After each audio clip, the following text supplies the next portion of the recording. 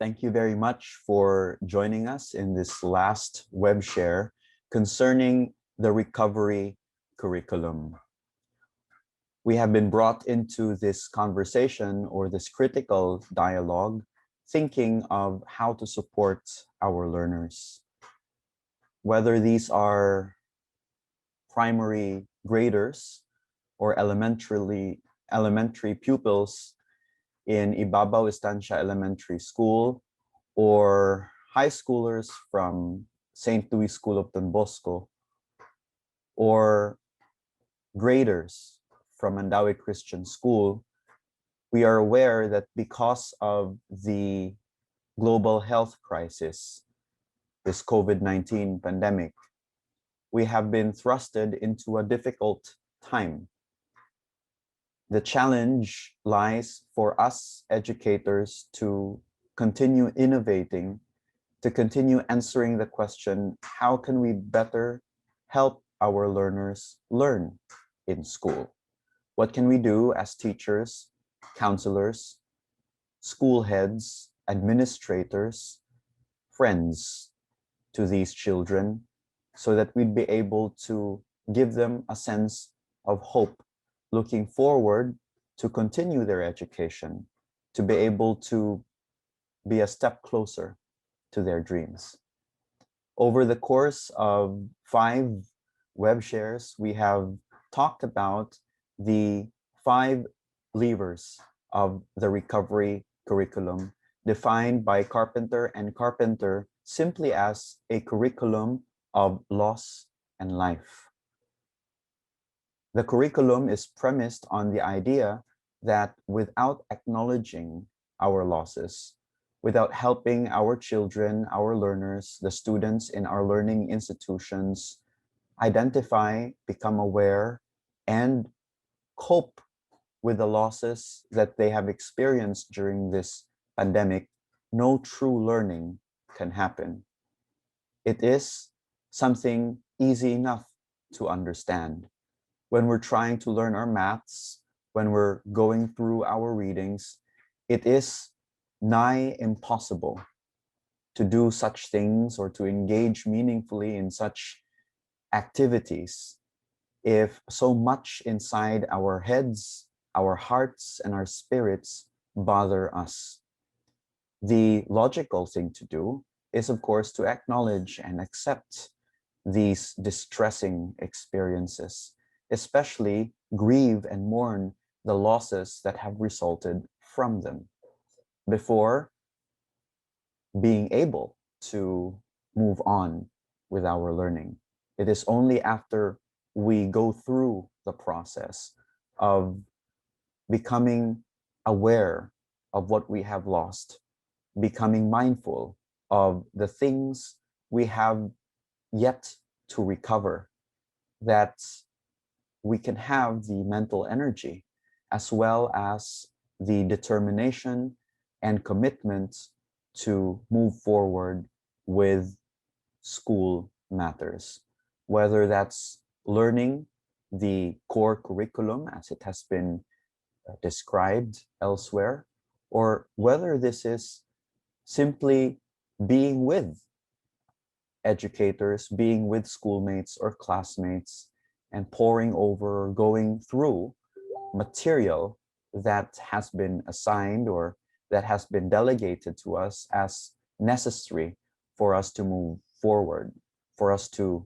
move up to another grade level, to complete a degree, to earn credit for a course or a program. Those 5 levers of the recovery curriculum constitute the levers of relationships, community, transparent curriculum, metacognition, and space.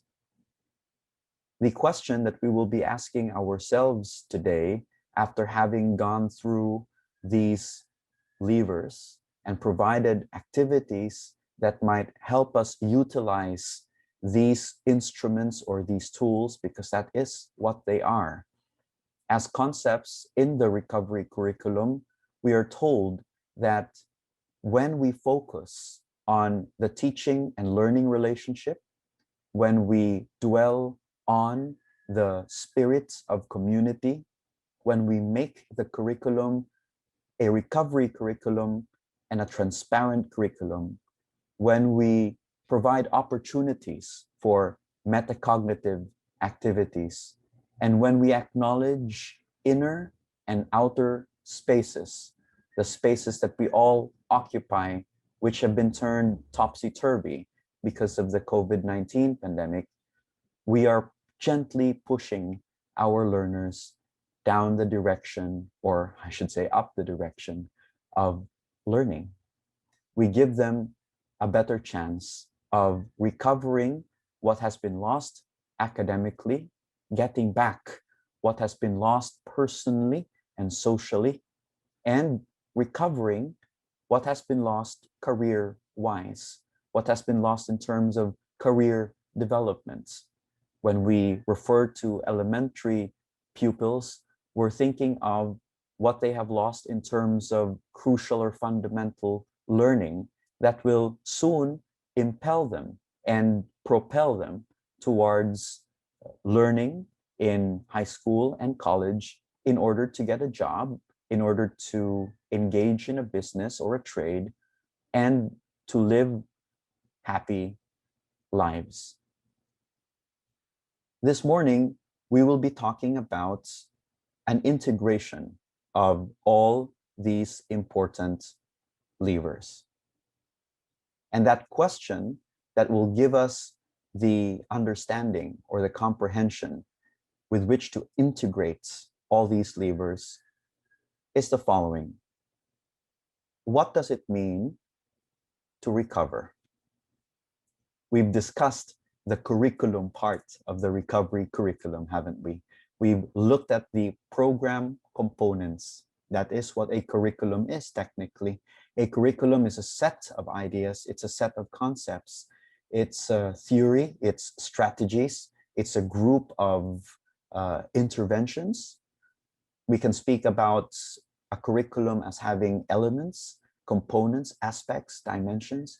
And in the recovery curriculum, they number 5, those levers I've just mentioned. But what does it mean to have these curriculum elements, to have these levers lead to recovery? What is recovery? When do we know that a recovery curriculum has worked, i.e., that it has allowed students to recover? When we answer the question, have our students recovered from using or from being guided by their educators through the recovery curriculum lens? And if we answer this question positively and say, yes, they have, what does that mean? What changes? What benchmarks or indicators, what gauges are there that provide indices for us to truly say learners have recovered through the recovery curriculum? Before we answer this question, we begin with some inspirational thoughts from the famous poet Maya Angelou. These 3 stanzas, which we will be using to inspire our thinking this morning concerning this big question of what does it mean to recover using the recovery curriculum? When can we say that learners, educators, and school communities have recovered using this particular model or approach? What benchmarks or indicators tell us that one has truly recovered using the recovery curriculum? Some words of wisdom and inspiration from Maya Angelou's poem entitled, I Know Why the Caged Bird Sings. The free bird leaps on the back of the wind and floats downstream till the current ends and dips his wings in the orange sun rays and dares to claim the sky. But a bird that stalks down his narrow cage can seldom see through his bars of rage. His wings are clipped and his feet are tied. So he opens his throat to sing. The caged bird sings with fearful trill of the things unknown but longed for still.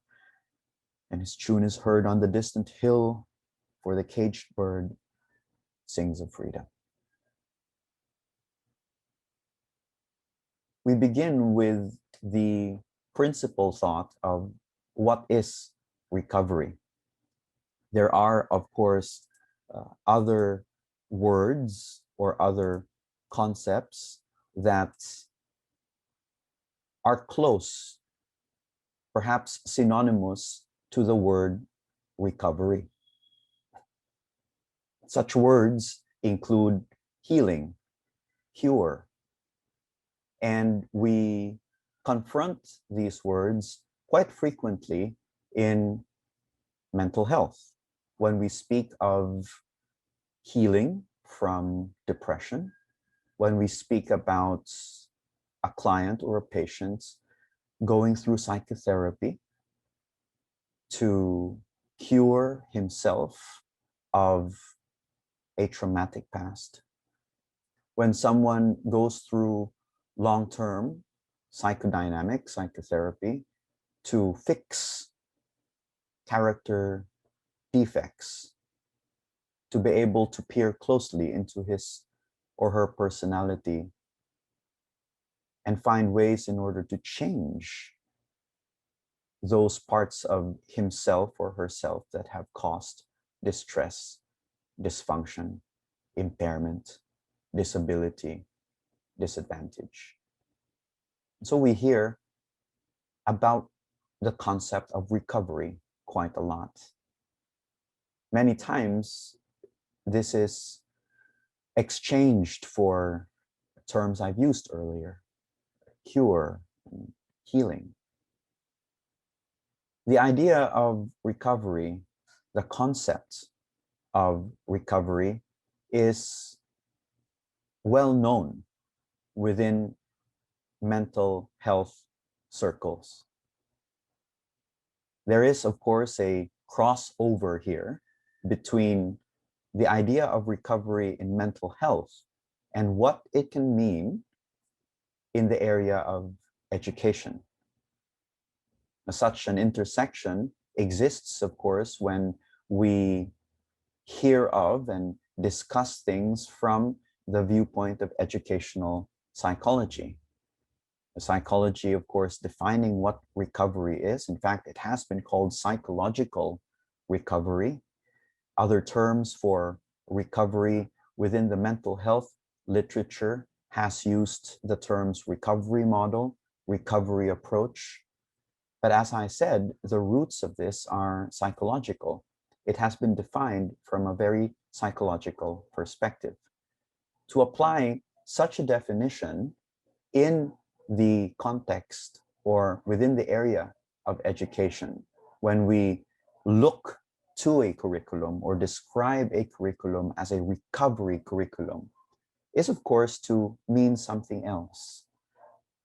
Perhaps to clear the way, we can look into how recovery as a concept is defined in psychology, and then peer closer into what its applications are when used to qualify an educational concept, such as a curriculum. We start with the recovery model, the recovery approach, or psychological recovery. Wikipedia defines the recovery model as an approach to mental disorder or substance dependence that emphasizes and supports a person's potential for recovery. Recovery is generally seen in this model as a personal journey rather than a set outcome, and one that may involve developing hope, a secure base and sense of self, supportive relationships, empowerment, social inclusion, coping skills, and meaning. Recovery sees symptoms as a continuum of the norm rather than an aberration and rejects sane-insane dichotomy. End of quotes. You will find that in the Wikipedia article or in the wiki entitled Recovery Model. Recovery became an important concept, one that merited or warranted the attention of researchers through the work of Dr. William A. Anthony. In a seminal article entitled Recovery from Mental Illness, the guiding vision of the mental health service system in the 1900s, which was published as parts of the 16th volume of the Psychosocial Rehabilitation Journal in 1993, William A. Anthony, who was then executive director of the Center for Psychiatric Rehabilitation at Boston University, looks into the recovery approach or the recovery model and tells us how this can be so different from the disease model, which have highlighted the negative impact of severe mental illnesses.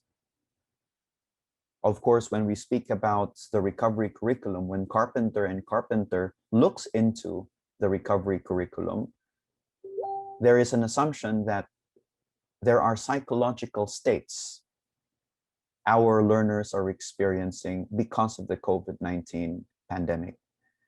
These might not be severe mental illnesses, as William Anthony talks about it in this important 1993 article, but they do run the gamut of mental distress, from everyday anxiety, worry, from the sadness that has been a result of the many losses that our students have experienced, right to frustration, this rage, as Maya Angelou would call it in her poem, which we read at the beginning of this hour, to more severe mental health conditions, such as major depressive disorder.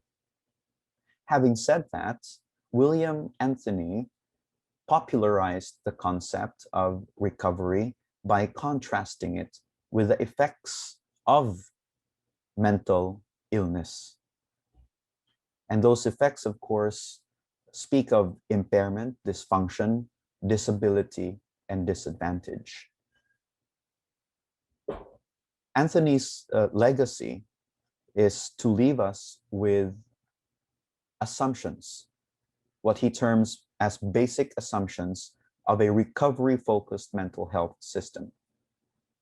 Perhaps we can think, as we open this hour, that the same assumptions might apply to a recovery curriculum.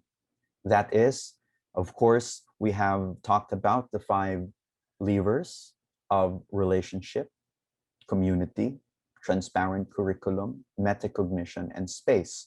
Those by themselves are not just tools, they are also benchmarks. They're also indicators. That is, we're able to answer the question of whether a recovery curriculum has worked, whether it actually helped students cope with loss and the difficulties of life, if we inspect the quality and the state of their relationships, the kind of communities they are immersed and embedded in, the sort of material that they are studying, and whether they're able to use metacognitive skills to answer deeper questions that really come through the subjects, the topics, the chapters they're reading, the assignments and the projects that they're doing, the papers that they're writing. And those levers also give us a guide with regards to the quality of inner and outer spaces our learners occupy. In other words, the 5 levers themselves are not just instruments that we can utilize and employ in the activities that we have been sharing in these 5 previous web shares, they're also benchmarks. They're also gauges. When we inspect and look at or analyze or evaluate or assess the quality of relationships, community, transparent curriculum, or the transparency of the curriculum, the metacognitive skills that are given opportunities for expression, and the inner and outer spaces that learners occupy, we are also answering the question of whether a recovery curriculum has indeed worked for our learners. We must understand that the recovery curriculum is just one concept. It's one framework. And like other concepts and other frameworks, it might work or it might not. Tools and instruments can be helpful. Other times, they can be irrelevant. Our hypothesis is when we use the recovery curriculum along with these levers, and now we begin to understand that they're also benchmarks, with these indices of the recovery curriculum, the hypothesis is that we will be able to help our learners deal with losses and cope with the adversities of living and learning through this difficult time. The basic assumptions of Dr. Anthony of a recovery-focused mental health system, I would suppose, adds to the indices and the levers of the recovery curriculum. What are these assumptions? There are 8 assumptions that Dr. Anthony writes of in this wonderful and insightful and I would say perspective-changing article in the 1990s. He wrote concerning how a recovery model will be helpful. The first assumption is recovery can occur without professional interventions. Professionals do not hold the key to recovery. Consumers do. And when we speak about consumers, we're talking about service users, and as applied in educational psychology, as applied in our academic curricula, our learners, the students, the educators, the stakeholders within a learning community. The task of professionals, i.e. teachers, school heads, administrators, is to facilitate recovery. The task of service users, the task of students and their families and their parents, is to recover. Recovery may be facilitated by a service user or a student's natural support system. After all, if recovery is a common human condition experienced by us all, then people who are in touch with their own recovery can help others through the process. Self-help groups, families, and friends are the best examples of this phenomenon. End of quote. This assumption is important because it lifts the burden from the educational system. It lifts a great deal of pressure and expectation from school leaders, counselors, and teachers. It reminds us that it is everyone's primary responsibility to recover. Recovery is the responsibility of all. We can only help and support someone to recover. But the final word is his. The final definitive act of recovering belongs to the recovery, belongs to the person who wishes this recovery for herself. The second basic assumption of a recovery approach, which again, we're trying to think of applying in the recovery curriculum, applying as an index or as a gauge to ask what recovery means in the recovery curriculum, and to see whether the recovery curriculum has been effective or less than effective during an application. A common denominator Anthony writes, of recovery is the presence of people who believe in and stand by the person in need of recovery. The third basic assumption, and I quote, a recovery vision is not a function of one's theory about the causes of mental illness, or as applied to the recovery curriculum, the causes of loss. What this says is that it's not about technical theorizing. It's not about our theoretical biases. It's not about what particular school of thought as a counselor we're from. It's not about what particular educational philosophy as a teacher we subscribe to when we teach our students. The recovery vision is not a function of that. Whether the causes of mental illness, distress, or academic loss are viewed as biological and or psychosocial generates considerable controversy among professionals, advocates, and service users. Adopting a recovery vision does not commit one to either position on this debate, nor on the use or non-use of medical interventions. Dr. Anthony continues by writing, recovery may occur whether one views the illness as biological or not. People with adverse physical abnormalities can recover, even though the physical nature of the illness is unchanged or even worsens. Therefore, the recovery vision is a vision that is applicable to everyone. Everyone is eligible for recovery, in other words. The fourth basic assumption is that recovery can occur even though symptoms reoccur. Recovery can occur even though difficulties in school, difficulties in personal social domains and career domains are still there. Again, a relieving thought. Many might say, for example, that I've used these activities, I've taught this way, I've emphasized relationships in my class, but it does not seem to be working. This is a frustration that many teachers are familiar with. And this fourth basic assumption tells us that recovery can happen despite setbacks, despite poor outcomes, despite negative outcomes. The episodic nature of difficulty, including mental illness and academic frustrations, do not prevent recovery. People with other illnesses that might be episodic can still recover.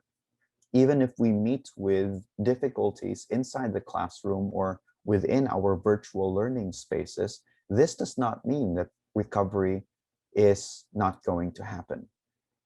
Perhaps this is something that can benefit from using the growth mindset, as we call it in psychology.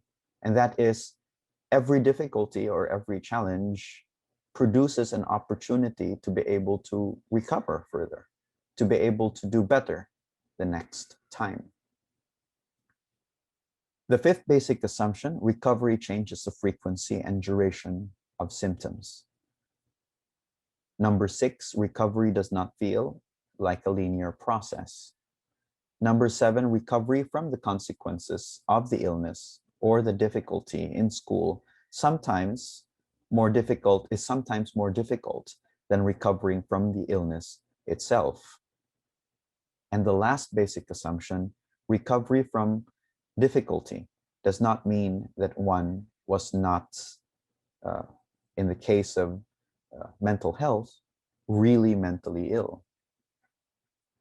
Dr. Anthony explains, at times, people who have successfully recovered from severe mental illness have been discounted as not really mentally ill.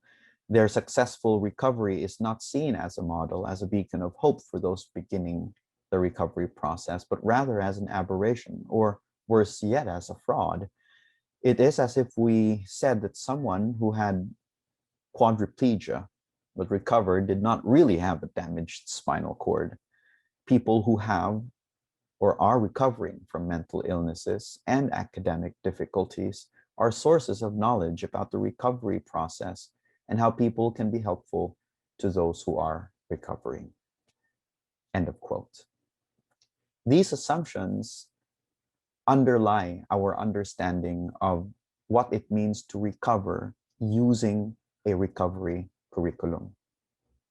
If we take these assumptions to be relevant in our understanding of recovery in a recovery curriculum, then we will be convinced that number one, recovery can occur without professional intervention.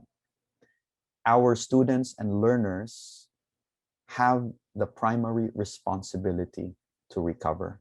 It is our job to support and facilitate that recovery. Even without our help or even without our support, our learners can recover. They can recover with friends, they can recover with family, they can recover with those who support them, perhaps relatives, perhaps a chatmate, perhaps someone in a GC. We'll also believe, after having heard those basic assumptions, and if we take those basic assumptions to apply in the recovery curriculum, that the common denominator of recovery, that is the requirement for recovery, is the presence of people or a person who believe in and stand by the person in need of recovery. Do our students and learners have that? Do they have people believing in them and standing by them, being present with them, telling them that you can do this, you can finish this school year, you can finish this project, you can answer this module? If they do, then they have the common denominator for recovery. Then they have every chance as a person who has someone who believes in him and who stands by him has that chance to recover. So do our learners. It's a good thing to ask ourselves, within the school communities that we operate in, within the school communities we work in, do our learners have people who believe in them and who can stand by them? Conversely, we can ask, are there students, are there learners, are there pupils whom we are seeing as being alone, as having been left alone? Are there learners or high schoolers or elementary pupils who we have seen struggle precisely because they do not have a person who believes in them, precisely because they do not have a person who can stand by them, who can encourage them, affirm, tell them that they have strengths that they can use, tell them that they have so much more to offer, tell them that they can outlive and outlast the semester or the school year. Using Dr. Anthony's assumptions, we can also say, of course, if we believe them, that a recovery curriculum is one that works if it provides what Dr. Anthony calls a recovery vision. A recovery vision, a way of looking at things, a mindset, an approach. A recovery curriculum can work or is working if it is giving students and learners a recovery vision to cling on to. If we're looking at our school climates or school environments, and if we are besieged left, right, and center with complaints coming from parents and students about them wanting to pass on the school year, that is, you're hearing complaints or feedback that's telling your school system, I don't want to enroll this school year. I'll wait for this pandemic to pass, and then perhaps I'll enroll. Or if we're seeing people drop out from the school year, if they're dropping from the sky, you know, with the reports of people leaving or students leaving the school's program, exiting the school's program, and officially being out of school, then these are indicators that we might not have provided them with a recovery vision. They might not have had a recovery vision instilled in them. And this is probably why they left school. This is, of course, not their fault. This is not something we need to ascribe to them and use against them to say that they're lazy students or lazy learners. It's just that our school systems might need to do more work in providing them our recovery vision. Applying the assumptions to the recovery curriculum also means that we expect drawbacks and setbacks. Even when we use the recovery curriculum, that doesn't guarantee success. It doesn't guarantee that problems won't be faced, that there are no challenges that we will be confronting. The recovery curriculum, learning from or drawing from these assumptions, is also a curriculum that expects difficulties not only to be present, but for these difficulties to change over time. When someone is instilled a recovery vision, this is something that changes the frequency and the duration of the difficulties. Another way we know a recovery curriculum is working is because the recovery vision doesn't just instill hope. It has clear effects or impact on what the student is doing, on academic outcomes. We're seeing students do their work better. We're seeing less and less students complain about, I can't focus on my modules. There's so much going on in my mind.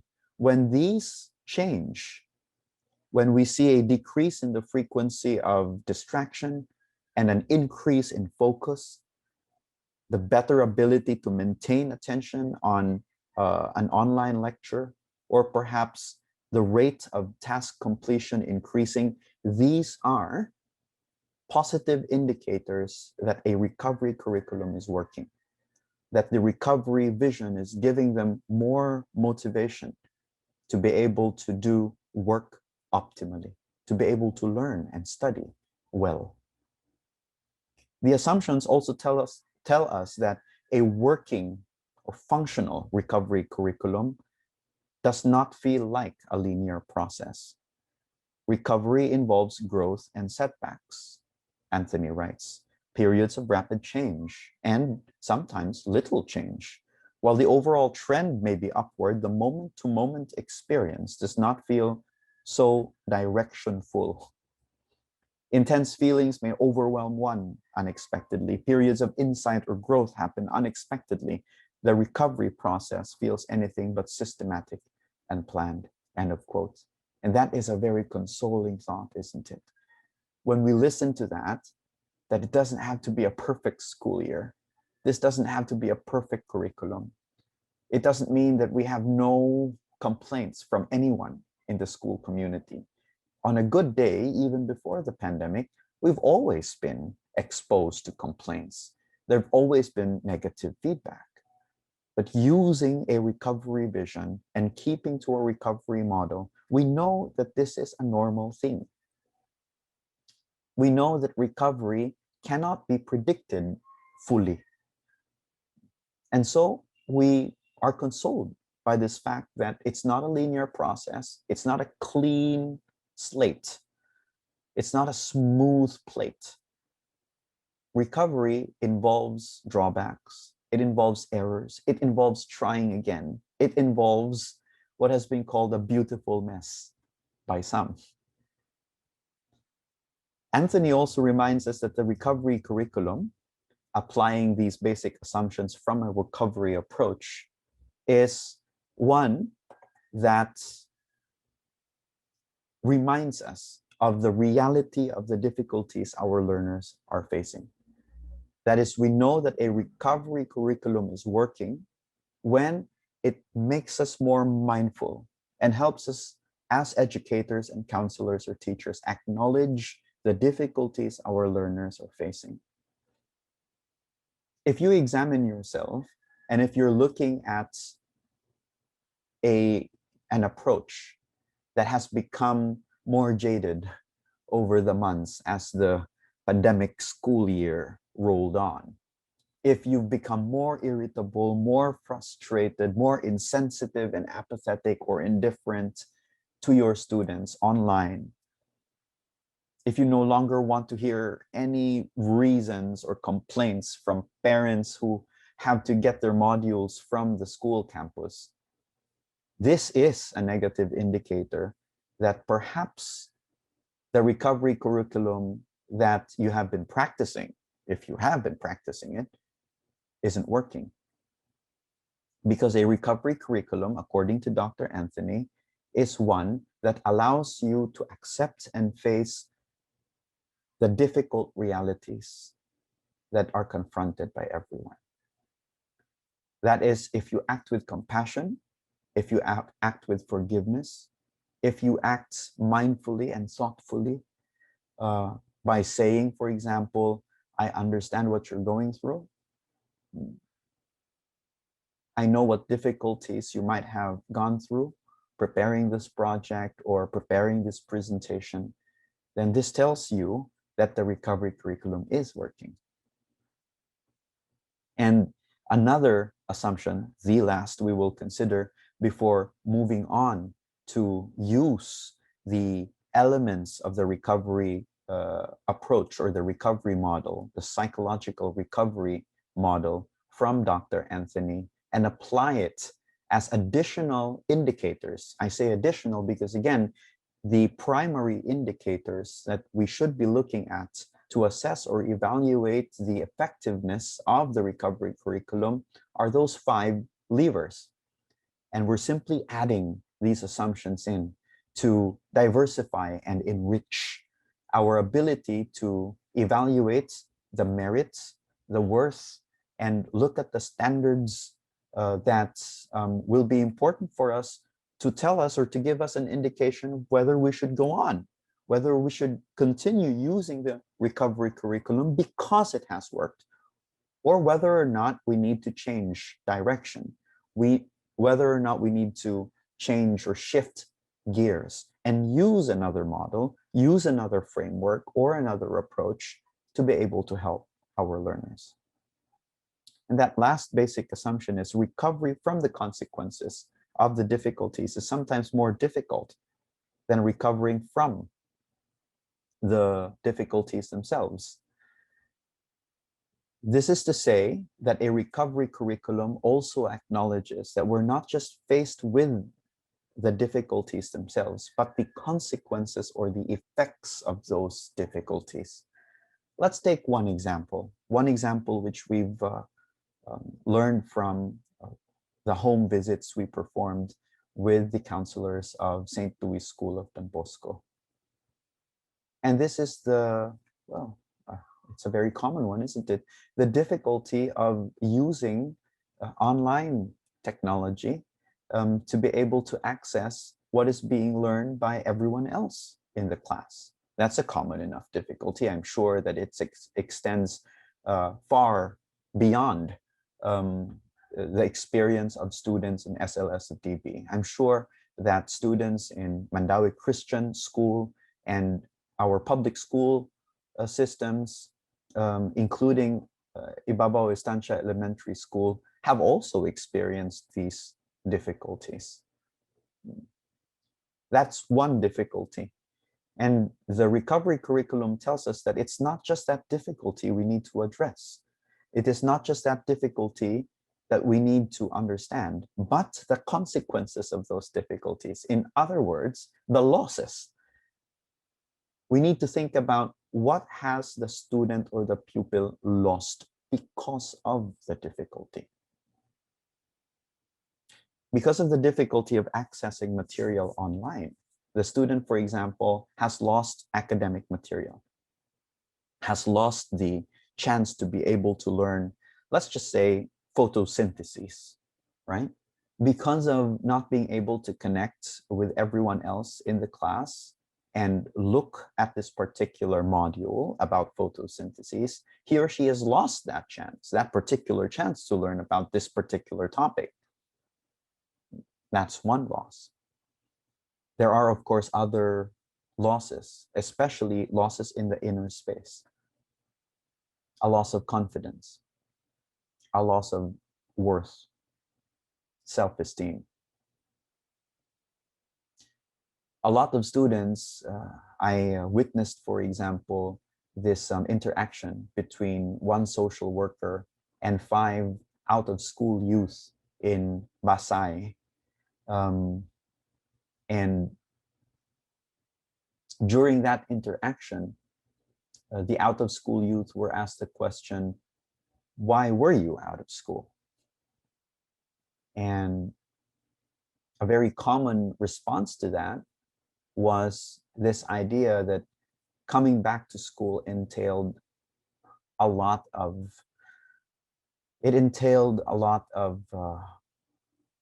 confrontation, confronting the shame of having been absent for so long. That is, these out-of-school youth missed opportunities for 3 weeks because of an illness, for several weeks because of cutting classes with peers, some weeks because they had to work, or they had to help out with the family income.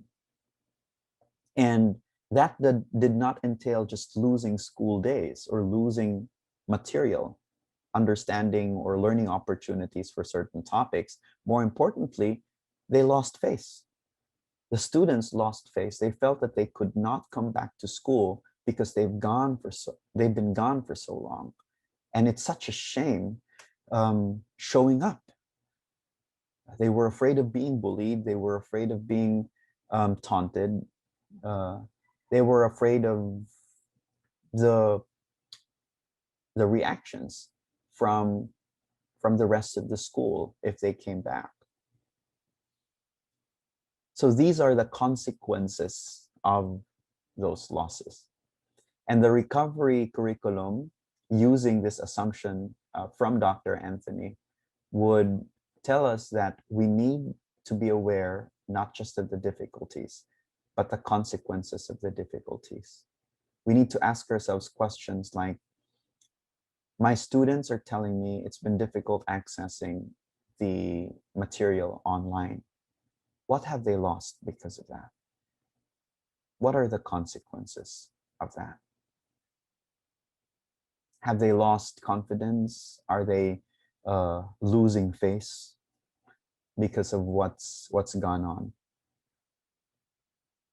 It is heartrending to see students cry, for example, or learners cry during this time. If they were given the opportunity to be honest, to go beyond memes and TBH moments online, and if you just talk with learners heart to heart, as we did with SLS of DB, you know the extent, you will begin to understand the extent of what they've lost and how sorry they feel for themselves for having lost these things. That is our responsibility. It is our responsibility to help them recover that, to give them hope, to tell them that there is a way to recover those losses. We haven't lost everything yet. The 5 elements of a recovery model or a recovery approach is summarized by the acronym CHIME, CHIME.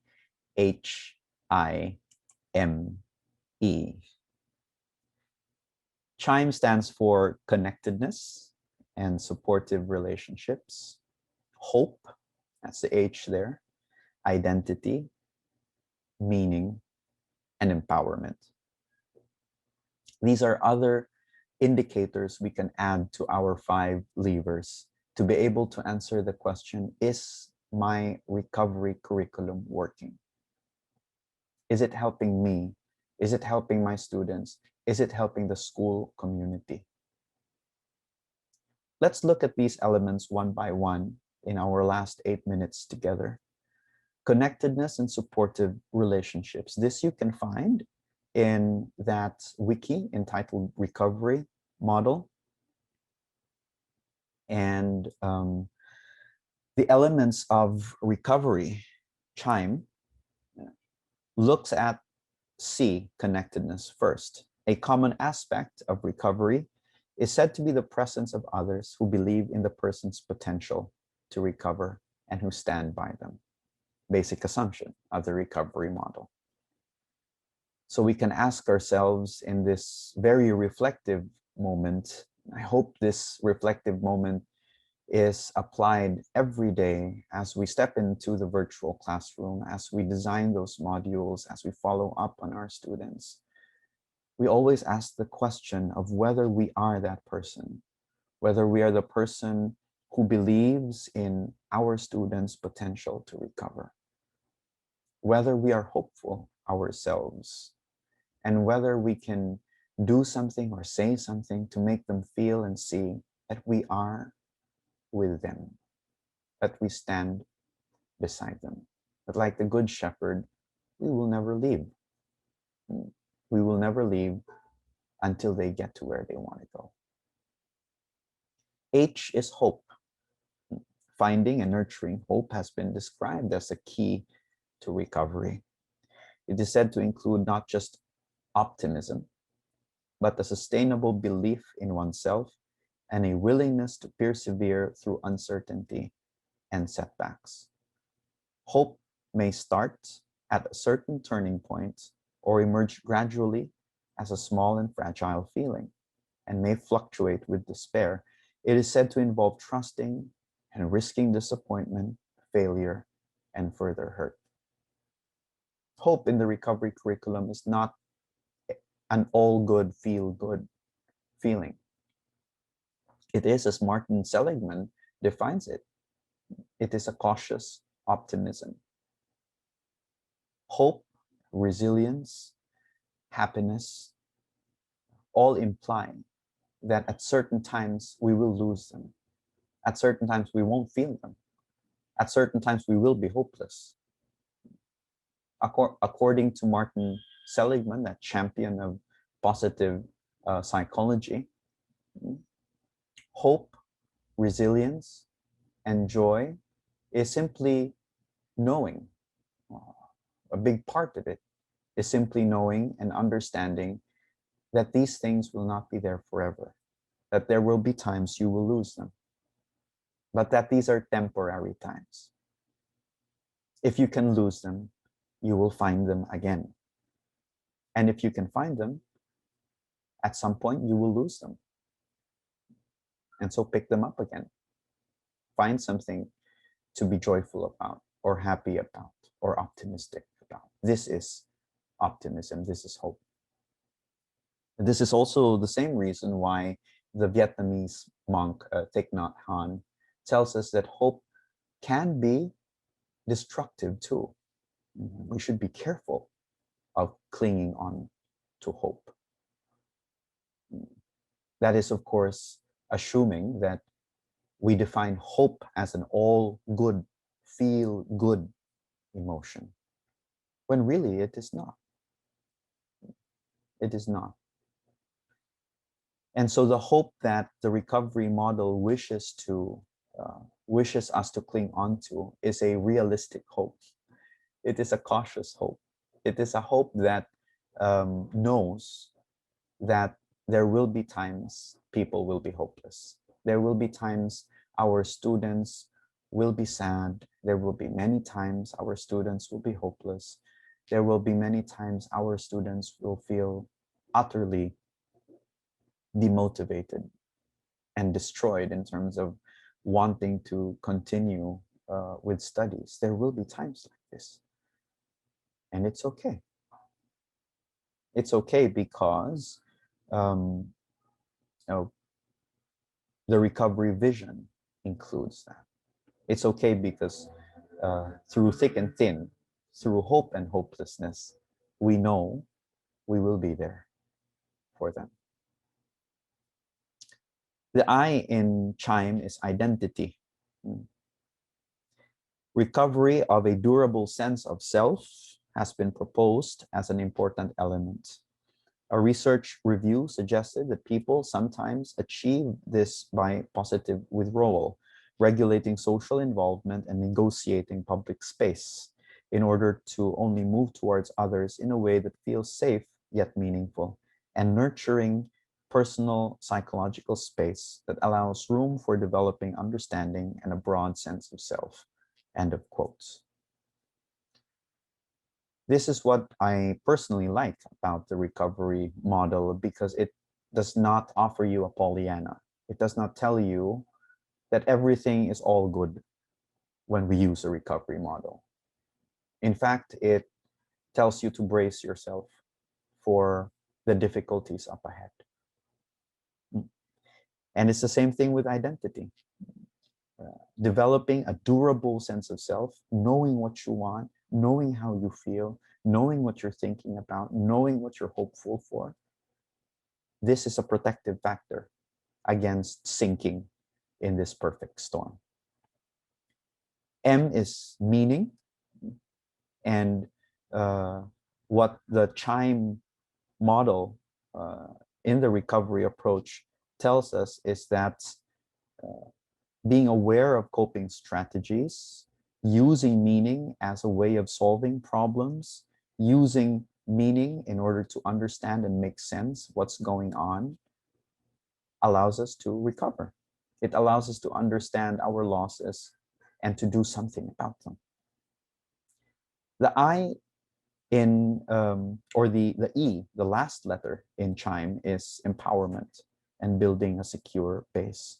This calls for self-determination, the confidence and the ability to make decisions, to assert what might be in one's mind or spirit or heart.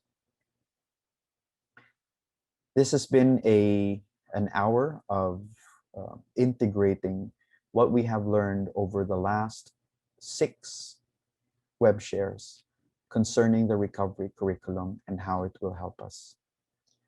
My hope is that having understood, having shared activities that we could do, that we could share with our learners in order to make the most out of the relationships that we have with them, the communities, the helping and supportive communities that we wish our schools to be, the transparent curriculum, understanding the why do I have to learn this, why do I need to learn that now, giving them opportunities for metacognition and keeping these inner and outer spaces intact, honoring these inner and outer spaces, have all helped us to understand what a recovery curriculum truly is.